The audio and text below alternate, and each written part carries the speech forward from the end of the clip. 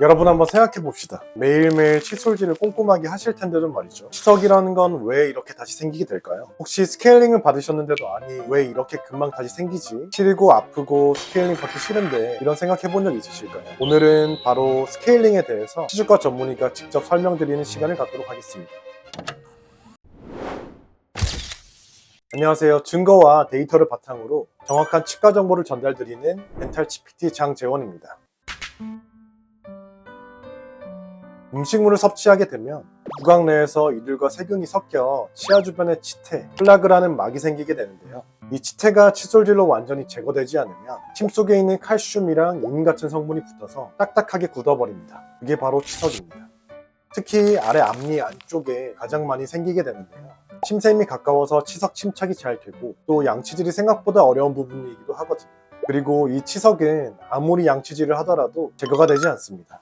그래서 이런 치석을 제거하는 스케일링이 꼭 필요한 부분이고요.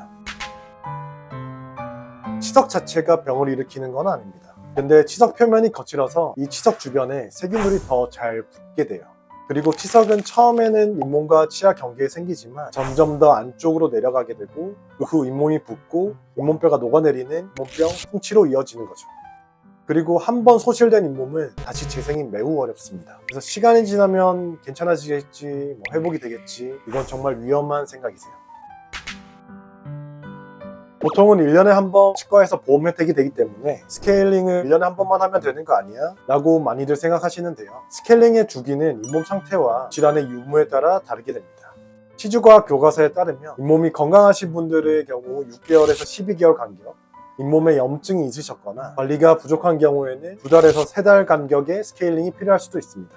잇몸이 좋지 않으셨던 분들의 경우 보통 3개월 간격의 유지관리를 추천드리는데요. 이는 연구 결과에 따르면 치석 제거 후에 3개월 정도가 지나면 구강 내의 병원성 세균이 다시 초창기로 돌아가서 회복되기 때문에 3개월 간격의 스케일링이 가장 효과적이기 때문입니다. 스케일링하고 너무 아팠어요, 너무 싫었어요, 스케일링을 받고 고생하셨던 경험 때문에 스케일링을 꺼려하시는 분들이 많으신데요. 쉽게 말씀드리면 스케일링은 입안을 대청소를 해주는 겁니다. 집 청소로 예를 들면 평소에 집을 깨끗하게 청소를 잘 하시는 분들은 대청소를 6개월에 한 번 하셔도 별로 힘들지 않으시겠죠. 하지만 평소 정리나 청소를 잘 안 하셨다면 혹은 대청소 주기가 너무 길다면 대청소를 할 때 너무 힘들지 않을까요? 스케일링도 마찬가지입니다. 스케일링을 2년에서 3년마다 한 번씩 받으시는 분들은 조금 더 힘드실 수밖에 없고요. 그래서 치석이 많이 쌓이지 않으셨을 때 6개월 간격으로 꾸준히 관리 차원에서 받으시면 그 이후에는 스케일링을 하실 때 별로 불편할 일이 거의 없습니다.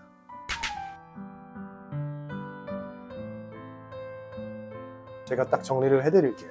모든 치과 치료가 마찬가지지만 스케일링 또한 누가 어떻게 하느냐에 따라서 정말 손을 많이 타는 진료 중에 하나입니다. 이런 거에 관한 연구들도 있었는데요. 스케일링과 잇몸 치료 시 필요한 만큼 그리고 필요한 힘으로만 제거를 해야 된다는 미니멀 인터벤션에 기초되는 연구가 있습니다. 치아의 구조는 겉면을 이루는 단단한 부위인 범랑질, 그리고 그 속에 상아질, 그리고 뿌리 쪽을 구성하는 백악질로 구성되어 있습니다. 범랑질은 엄청 단단하지만 상아질, 그리고 특히 뿌리를 이루는 백악질은 범랑질에 비해서 매우 무른 편인데요. 치주학계의 어떻게 보면 기초학의 거장이신 자파 선생님의 연구에 따르면 강한 힘과 불필요한 반복된 시술 시에 백악질이 스케일링 시 손상이 될 수 있다는 내용이 있습니다. 그리고 흔히 사용되는 초음파 스케일러의 경우 원칙을 따르면 치아 손상이 거의 없이 치석 제거가 가능하지만 스케일러의 사용법과 테크닉에 따라서 손상 정도가 크게 차이가 날 수 있으므로 스케일링을 하는 사람의 숙련도가 매우 중요하다. 스케일링 같은 경우에는 치과에서 주로 치과 위생사 선생님들이 하는 업무이죠. 하지만 안타깝게도 아직까지 치과위생사 선생님들도 대학교에서 초음파 스케일러에 대한 교육이나 실습이 매우 부족한 게 사실입니다. 제가 매번 저희 선생님들에게 강조하는 내용인데요. 정확한 초음파 스케일러의 사용법과 치석 제거에 필요한 만큼의 강도, 이게 정말 중요한 포인트입니다. 위에 설명드린 것과 연결되는 내용인데 반은 맞고 반은 틀린 이야기입니다. 치석이 아무리 잇몸 건강에 좋지 않고 지저분한 것들이라고는 하지만 치아 그리고 뿌리 부분을 감싸고 있기 때문에 이게 치석이 있는 것 자체로 온도 자극을 막아주는 역할을 할 수 있습니다. 그래서 치석을 제거를 하게 되면 부어있던 잇몸이 가라앉고 본연의 깨끗한 치아 표면이 노출되기 때문에 일시적으로 시릴 수가 있는데요. 제가 환자분들께 설명을 드리는 것은 아무리 곰팡이가 피고 지저분한 옷을 입고 있어도 피부에는 뭐 좋지 않을지언정 따뜻긴 하잖아요. 그래서 치석이 있으면 그런 온도 자극을 막아줄 수는 있겠지만 그런 것들 때문에 이제 치석을 제거를 하지 않을 수는 없겠죠. 그래서 정상적인 방법으로 스케일링을 했을 시에는 보통 3에서 4주 후에 시린 증상은 보통 완화됩니다만, 하지만 스케일링 후에 일상생활이 어려우실 정도로 비정상적으로 시리시다면 과도한 힘으로 스케일링을 한 것은 아닐까 한번 생각해 볼 수도 있어요. 특히 잇몸 질환으로 잇몸이 내려가서 치아 뿌리가 많이 노출되신 분들의 경우 그 증상이 조금 더 심하고 오래갈 수 있습니다. 스케일링 후에 잇몸 사이 공간이 넓어지는 것은 어떻게 보면 지긋이 정상적인 반응입니다. 치석은 잇몸 염증을 유발하여 잇몸에 붓는 현상을 야기합니다. 그리고 스케일링을 통해 치석을 제거하고 잇몸 염증을 완화시키면 부어있던 잇몸이 가라앉으면서 잇몸 사이에 공간이 생기게 됩니다.